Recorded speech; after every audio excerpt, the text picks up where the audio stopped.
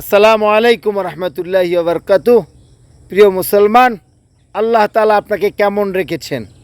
আলহামদুলিল্লাহ। আল্লাহ তাআলা আপনার খাওয়ানেওয়ালা, আল্লাহ তাআলা আপনার চালানেওয়ালা, আল্লাহ তাআলা আপনার হায়াতের মালিক, আল্লাহ তাআলা আপনার মৌতের মালিক। আল্লাহ তাআলা যদি না চায়, আপনি এক সেকেন্ড এই পৃথিবীর বুকে থাকতে পারবেন না।